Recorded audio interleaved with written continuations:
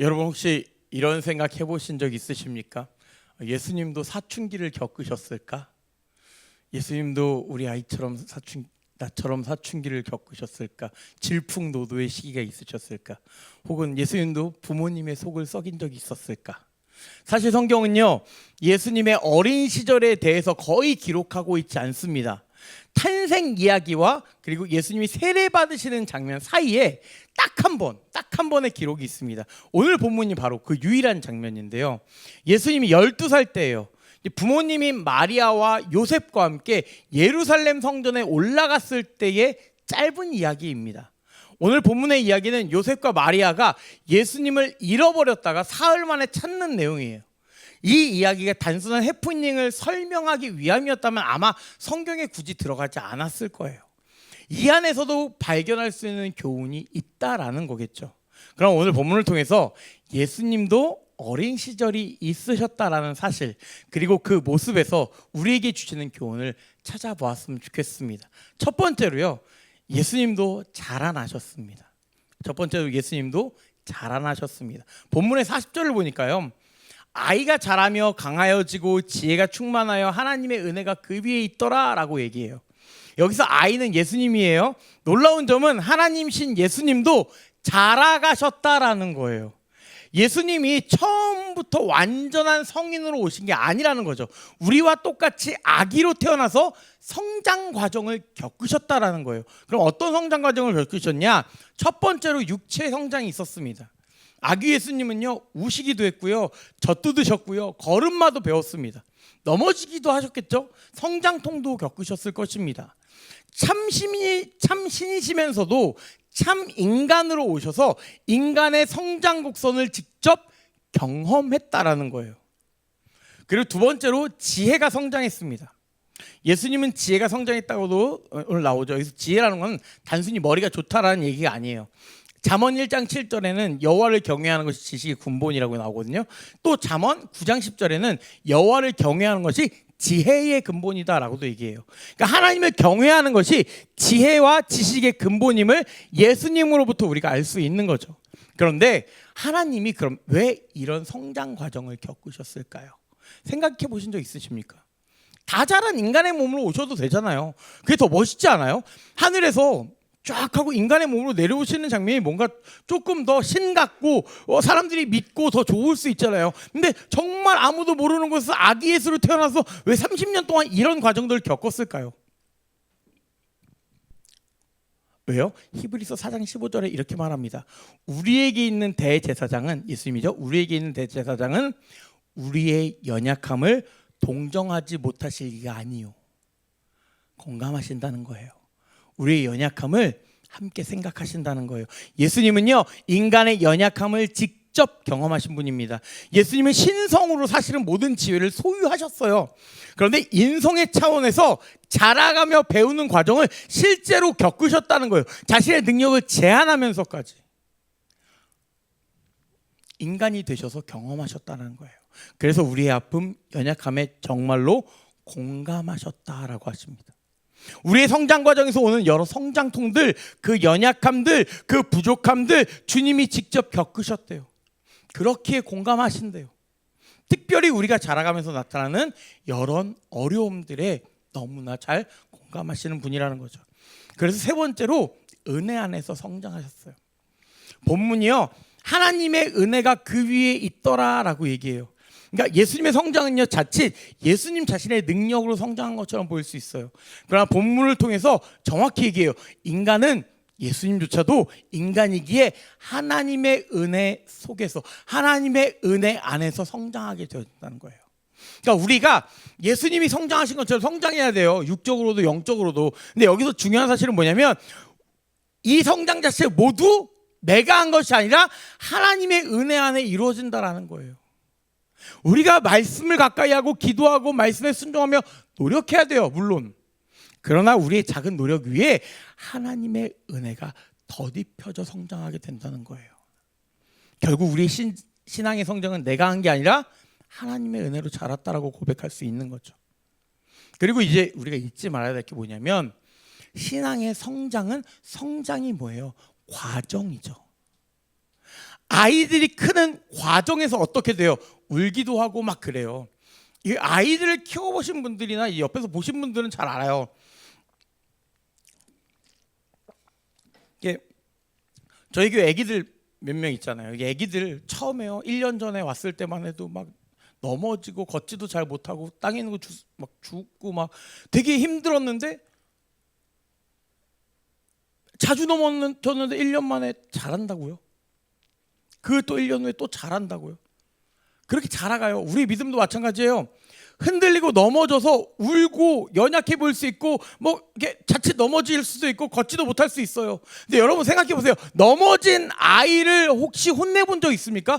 아기가요. 한 3살 아기, 2살 아기가 넘어진다고 왜 넘어져 하고 혼내요? 아니요. 혼내지 않아요.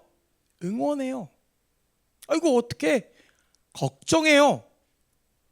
걸음걸이가 어쨌느니 너가 여기서 왼발을 2번 앞으로 가니까 넘어지지 그렇게 생각 안 해요. 근데 기다려줘야 돼요. 품어줘야 돼요. 응원해야 돼요. 괜찮다고 해줘야 돼요. 우리 신앙도 마찬가지예요. 넘어져도요, 좀 실수해도요, 자라나는 과정이라는 거예요. 우리가 이걸 과정이라고 생각을 못해요. 왜 저러지라고 생각해요. 신앙도 판단하거나 정죄하지 말고 혼내지 말아야 되는 이유가 이거예요. 기다려줘야 돼요. 품어줘야 돼요. 과정이기 때문에 괜찮다고 해줘야 돼요. 하나님이 자라나게 하실 것이라는 것을, 은혜 안에서 자라나게 하실 것을 신뢰해야 돼요. 그리고 여기서 정말 큰 위로가 있죠. 아까 말씀드린 대로 예수님도 우리와 같은 성장 과정을 겪으셨다는 거죠. 우리 연약함과 부족함을 이미 겪으신 그 주님이 오늘도 공감하시면서 우리를 사랑하신다는 거예요. 그 주님 덕에 우리는 오늘도 위로받고 다시 일어날 수 있게 된다는 거예요. 여러분, 신앙은요 하루아침에 완성되는 게 아닙니다. 하나님의 은혜 안에서 한 걸음씩 넘어져도 다시 일어나고 그렇게 성장하는 거예요. 어떤 때는 울기도 하고요, 어떤 때는 떼쓰기도 하고요, 어떤 때는 화내기도 할 수 있어요. 자기 자신이 넘어짐에 대해서 분해서. 하지만 결국은 일어나서 결국은 뛸 수 있게 된다는 거예요.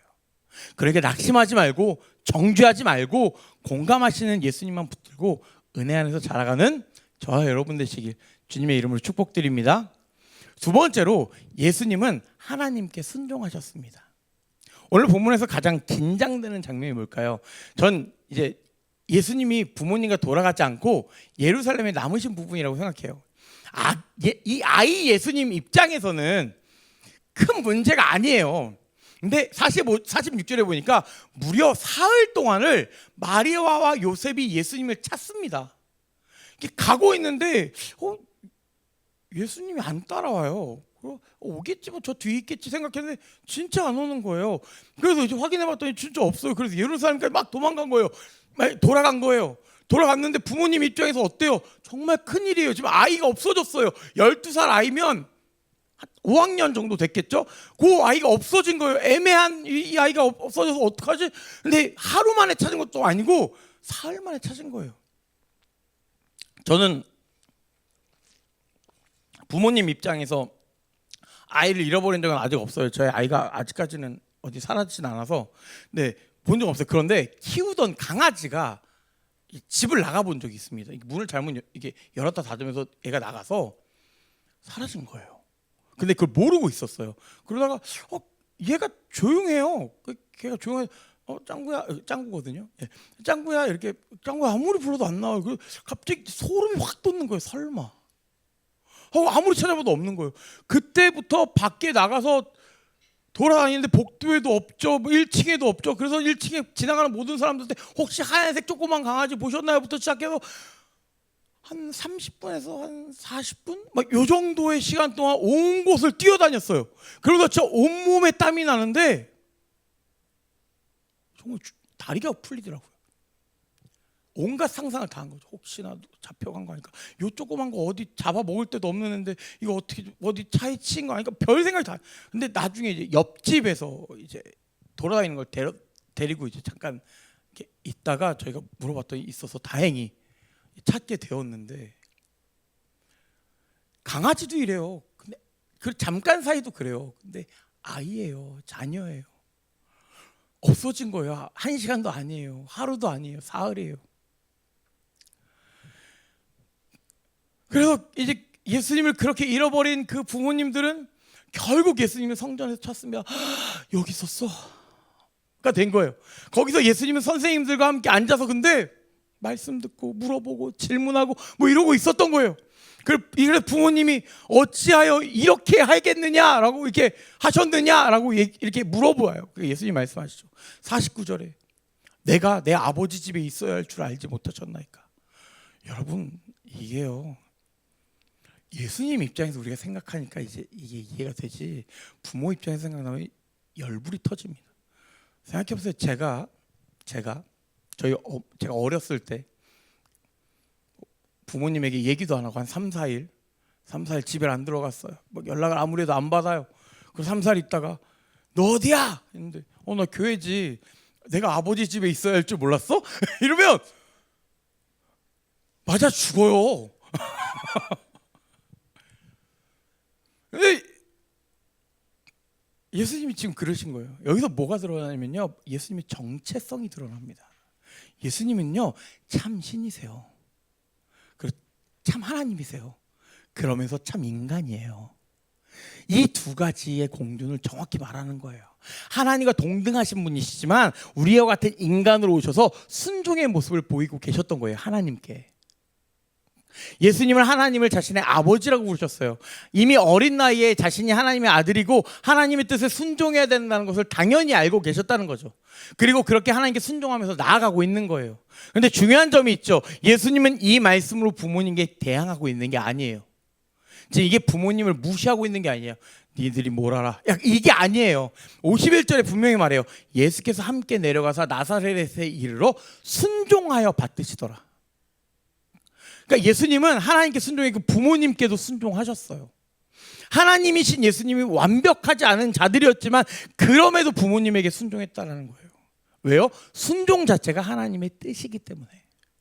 여러분, 우리도요 하나님께 순종해야 되고 부모님에게도 순종할 수 있어야 돼요. 단지 하나님의 말씀과 부모님의 말씀이 충돌할 때는 사도행전 5장 29절에 사람보다 하나님께 순종하는 것이 마땅하다라는 말이 있어요. 그 말씀을 의지해서 기준으로 삼아야겠지만 그렇지 않는다면 부모님께도 순종하는 것이 하나님께 순종하는 게 맞습니다. 교회 지도자들에게 순종하는 부분도 마찬가지예요. 히브리서 13장 17절 가지고 말씀하는데 너희를 인도하는 자들에게 순종하라라는 얘기가 있어요. 그러니까 이 말씀이 있으니까 뭐 교회 목사님들한테 순종해야 됩니다 이렇게 얘기하는데 이것은 맹목적인 복종을 얘기하는 것이 아닙니다. 하나님의 말씀 안에 바르게 인도될 때 기쁨으로 순종하는 얘기를 얘기하는 거예요. 이게 무조건 목사님 말씀이 옳아요. 히브리서 13장 17절에 있죠. 너희를 인도하는 자들에게 순종하라. 말씀 안 지킬 거예요. 이거 아니에요. 그들에게서 나오는 하나님의 말씀에 순종하라는 거예요.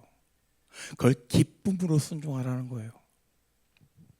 결론적으로 말씀드리면 부모와 자녀, 교회 안에서 지도자와 성도 등등 여러 관계 속에서 우리는 작은 순종을 통해 하나님께 순종하는 법을 배워야 된다는 거예요. 그때마다 우리는 꼭 기억해야 되는 게 순종은 단순히 말을 잘 듣는 게 아니에요. 말씀을 기준으로 삼아 하나님을 바라보며 순종하는 게 순종이에요. 이게 잘못되면요 순종이 기쁨이 안 돼요. 억지로 하는 거예요. 기쁨으로 감사로 하게 되는 것이 순종이에요. 누굴 바라볼 때? 하나님이요.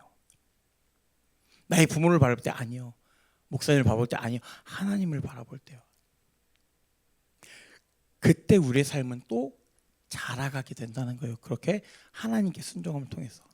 순종은 가까운 여러 자리에서 시작되지만 기준은 언제나 하나님의 말씀임을 기억하고 더욱더 자라나시는 저 여러분 되실 주님의 이름으로 축복드립니다.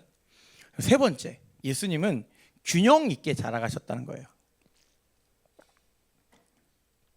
본문 52절에 보니까 예수는 지혜와 키가 자라가며 하나님과 사람에게 더욱 사랑스러워 가시더라라고 얘기해요. 우리는 예수님의 성장의 중요한 특징을 보게 됩니다. 예수님은 단순히 지혜와 몸만 성장한 게 아니라는 거예요. 하나님 앞에서도 그리고 사람 앞에서도 사랑받으며 자라났다는 거예요. 그러니까 예수님의 성장은요 하나님과 사람 앞에서 균형 있게 균형을 이룬 성장이었다라는 것입니다. 이걸 조금 더 이제 자세히 설명하면 첫 번째로 하나님과의 관계에서 영적인 성장을 이뤄요. 예수님은 늘 하나님을 경외하며 자라나셨습니다. 예수님이 인간이라서, 여러분 우리가 잘못 생각하는 경우가 뭐냐면 예수님이 인간이라서 죄를 많이 지었을 것이다라는 생각을 할 수가 있는데, 예수님은요 참 신이세요. 그리고 참 하나님이세요. 참 하나님이신데 육체적으로 인간의 육신을 입고 오신 거예요. 그런데 이 인간을 입고 오셨지만, 인간의 모습으로 오셨지만 죄는 없어요. 우리랑 다른 게, 죄가 있어버리면 예수님이 십자가에서 죽으신 건 예수님 죄 때문입니다. 그렇죠? 예수님이 죄가 없어야 우리 죄를 대신해서 죽으실 수 있어요. 그러니까 죄가 없이 오시기 위해서, 예전에도 말씀드렸죠. 그래서 동정녀 마리아의 품속에서 태어나셔야, 원죄가 없으니까, 아담과 하와의 죄가 없으니까 그렇게 태어나신 거예요. 죄가 없으신 분이에요. 그러니까 죄를 짓진 않으셨다라는 거예요. 성장을 해 나갔지 성장 과정에서 죄를 짓진 않으셨어요.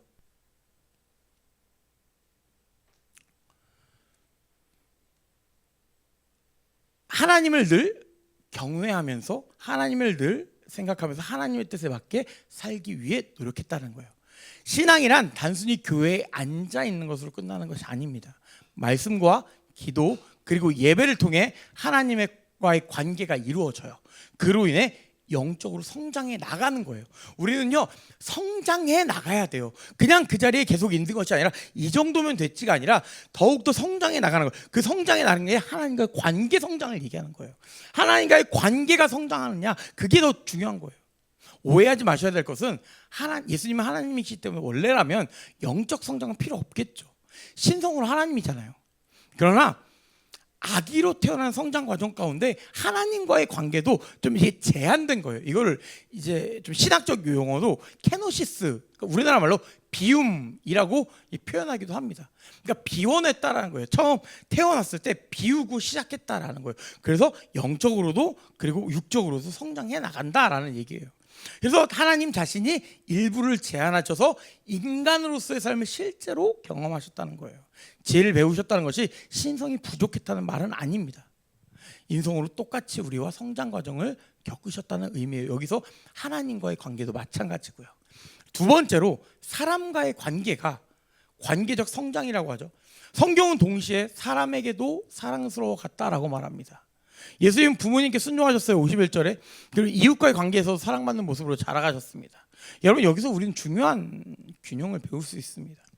하나님을 사랑한다면서 사람들과의 관계를 무시하거나 상처를 주는 경우도 있어요.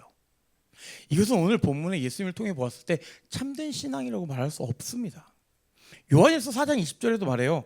보는 바 그 형제를 사랑하지 아니하는 자는 보지 못하는 바 하나님을 사랑할 수 없느니라. 쉽게 말하면 형제 못 사랑하면 하나님도 못 사랑한다라는 얘기예요.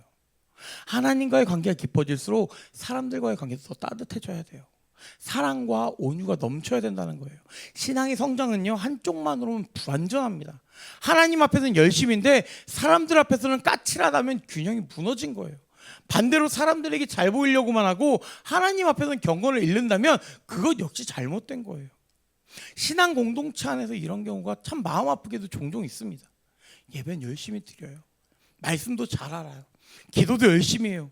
근데 다른 성도와의 관계에서는 쉽게 화내고 용서를 못하는 경우도 있어요. 혹은 말씀은 잘 아는데 말투 하나 태도 하나 때문에 다른 성도들이 상처받는 경우도 있어요. 제 실제로 있었던 일인데 되게 오래된 일이라서 제가 그냥 편하게 얘기를 해드릴게요. 제가 청소년부 때 청소년부 예배가 토요일 날마다 있었어요. 청소년부 예배를 토요일 날 매주 드리는데 한 정말 믿음 좋은 후배가 예배를 매주 오다가 안 오는 거예요. 안 오다가 제가 어느 날 어디 딴데 이렇게 교회 안에서 딴 쪽을 갈 일이 있어서 걸어가고 있는데 예배 시간인데 이 후배가 다른 곳에서 혼자 성경을 보고 있는 거예요.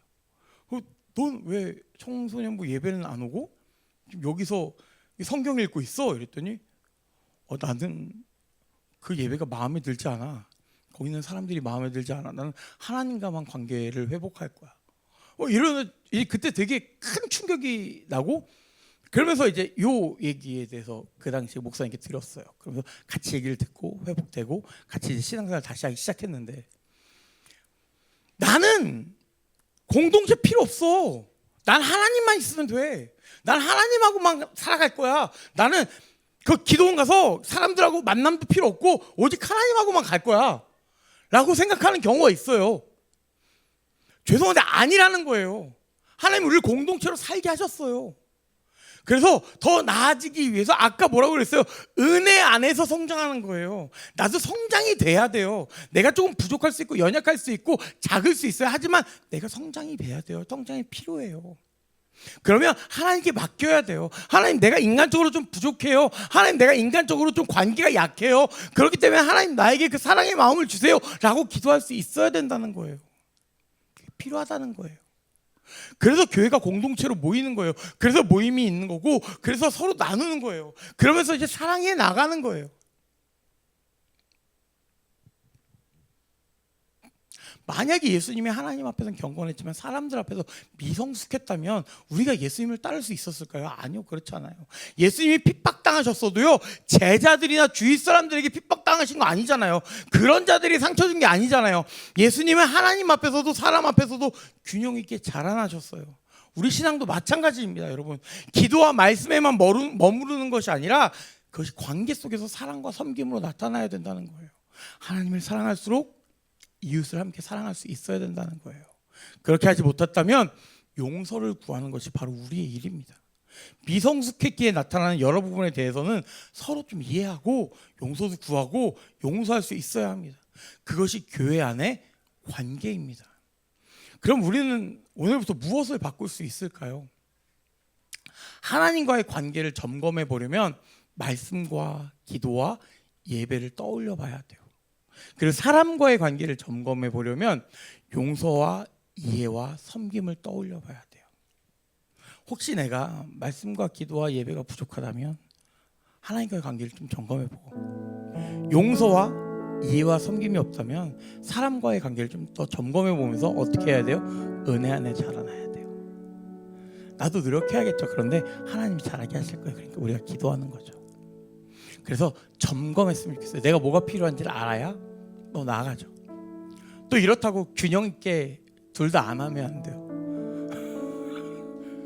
균형이 있어야 되니까 이걸 갖긴 그러니까 이거 버려야겠다. 그런 말 하는 거 아닌 거 아시죠? 하나님 분명히 주십니다.